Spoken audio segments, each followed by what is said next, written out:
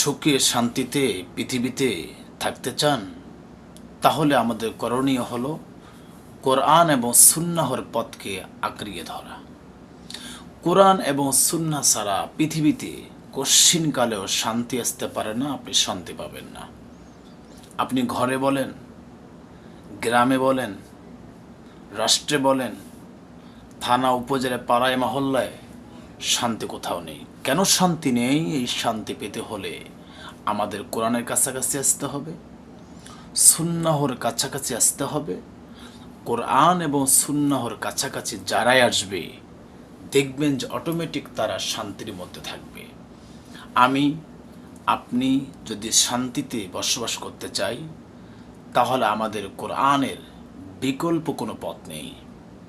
আমরা যদি কোরআন এবং হাদিসের আলোকে জীবনযাপন করতে পারি, দেখবেন আজ হোক কাল হোক অবশ্যই আল্লাহ আমাদেরকে শান্তি দিবেন। তবে আমাদের মনে রাখা উচিত, আমরা কি কখনো চিন্তা করেছি যে শান্তি কেন নেই, সুখ কেন নেই, কিসের কারণে হচ্ছে না? আমরা এগুলো তালাশ করি না। আমাদের মনে রাখা উচিত যে শান্তি দেওয়ার মালিক আল্লাহ, সুখে রাখার মালিক আল্লাহ। আমরা কি আল্লাহর বিধান পালন করছি? আমরা কি নবীর সুন্নত মোতাবেক জীবনযাপন করছি?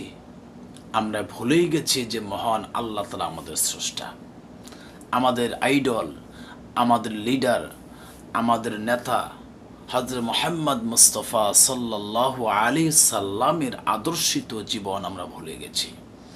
আমরা যদি আল্লাহর কোরআন মোতাবেক জীবনযাপন করতাম, আমরা যদি সুন্নত মোতাবেক জীবনযাপন করতাম, তাহলে আমাদের জীবন, আমাদের পরিবার, আমাদের সমাজ, আমাদের রাষ্ট্র, আমাদের আন্তর্জাতিক মহলে আমাদের শান্তি অবশ্যই ভরপুর থাকত।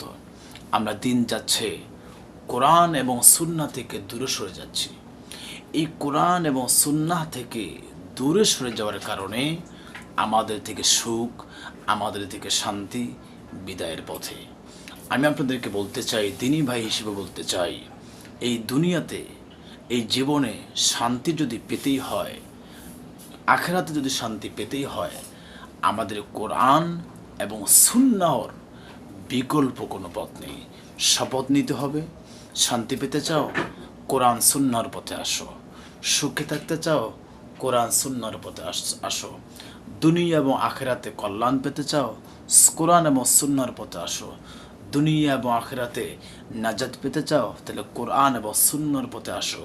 যদি আমি এবং আপনি শান্তি পেতে চাই, কল্যাণ পেতে চাই, মুক্তি পেতে চাই, তাহলে আমাদের অবশ্যই কোরআন এবং সুন্নাহর ছায়াতলে আসতে হবে। আল্লাহ পাক সকলকে এইগুলো মেনে আমল করা তৌফিক দিন। আমিন। আসসালামু আলাইকুম।